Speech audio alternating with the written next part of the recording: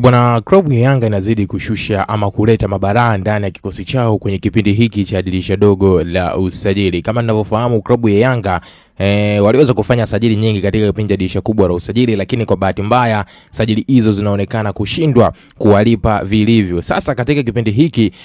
cha dirisha dogo la usajili, klabu ya Yanga, kwa taarifa ambazo zinaweza kunifikia, ni kwamba wameamua kushusha vyuma kweli kweli ili kuhakikisha wanakifanyia maboresho kikosi chao hiko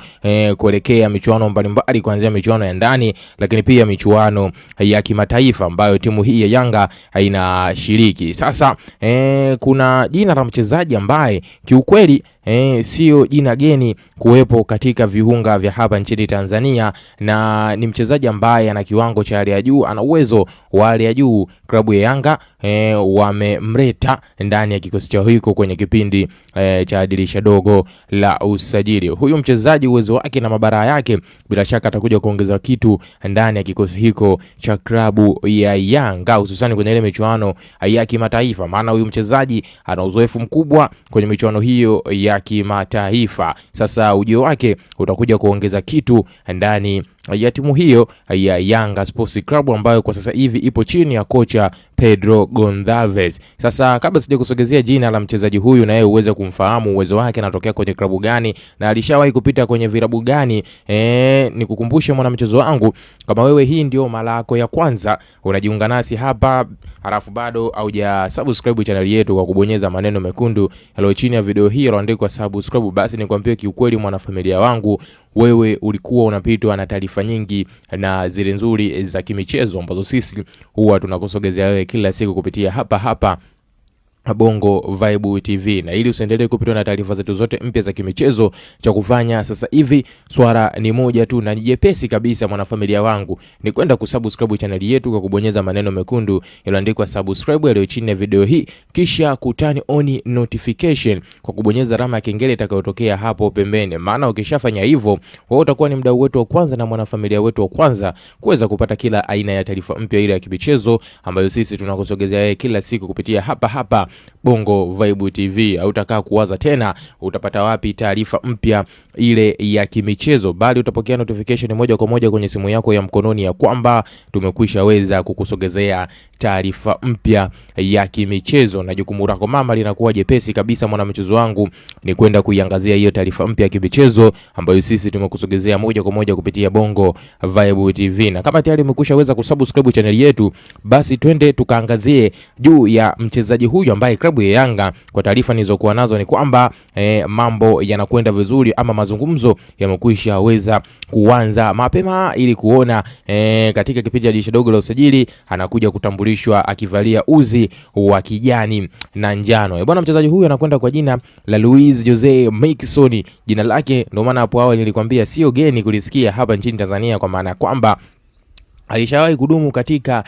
kikosi cha klabu ya Simba pale kwa watani wa timu ya Yanga Sports Club. Labda tu niweze kukupa story yake alipokuwa kwenye klabu ya Simba kabla ya kuondoka, kurudi tena na kuondoka ndani ya timu hiyo ya Simba. Jose Luis Miquissone ni miongoni mwa wachezaji ambao walidumu katika kile kikosi cha dhahabu cha timu ya Simba Sports Club ambacho kilikuwa kinafanya vizuri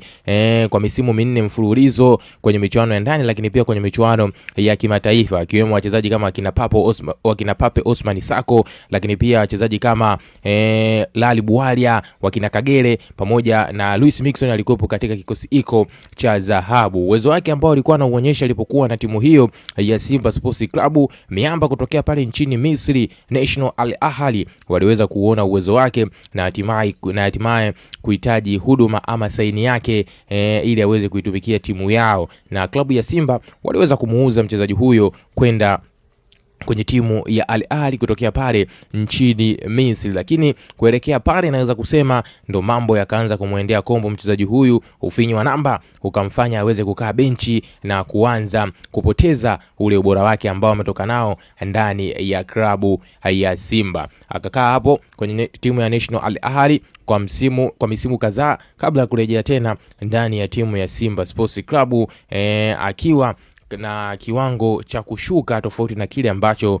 aliweza kuondoka nacho kabla ya kwenda kwenye timu ya Al Ahly. Kwanza alirudi akiwa kibonge, naweza kusema kilo nyingi, ameshindwa kuwa na kasi kabisa, lakini pia kiwango chake kilishindwa kurudi kwa wakati alipotua tena kwenye viunga vya wekundu wa Msimbazi, mpaka pale klabu ya Simba ilipofikia uamuzi wa kutemana naye tena mchezaji huyo Luis Jose Miquissone, na mchezaji huyo kurejea nchini kwao Mozambique pale na kujiunga kwenye timu ya UD Songo. Kwa hiyo kwa sasa hivi mchezaji huyu Luis Jose Miquissone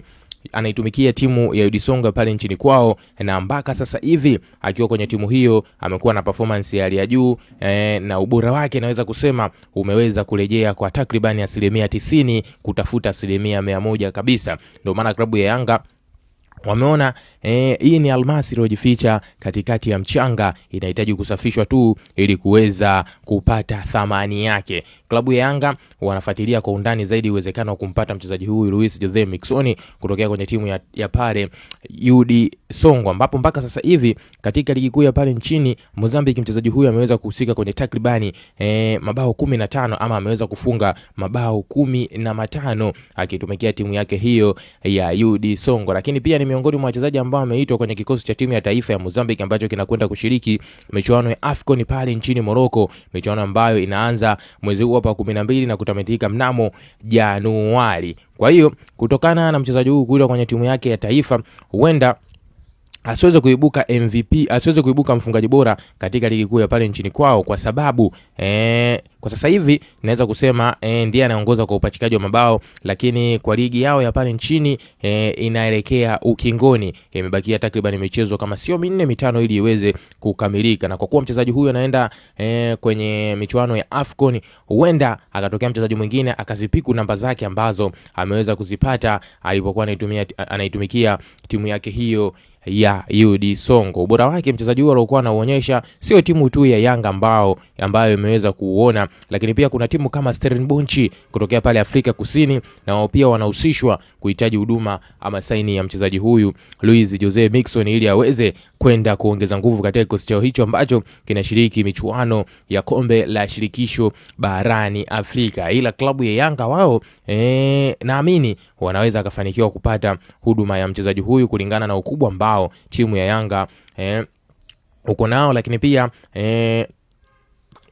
Luis Jose Miquissone kuja Tanzania ama kucheza ligi kuu ya nchini Tanzania sio mara yake ya kwanza. Matunda yake anayafahamu, lakini pia ubora wa ligi anaufahamu. Kwa hiyo inaweza kuwa kuna wepesi fulani kwa timu ya Yanga kuweza kumpata mchezaji huyu Luis Jose Miquissone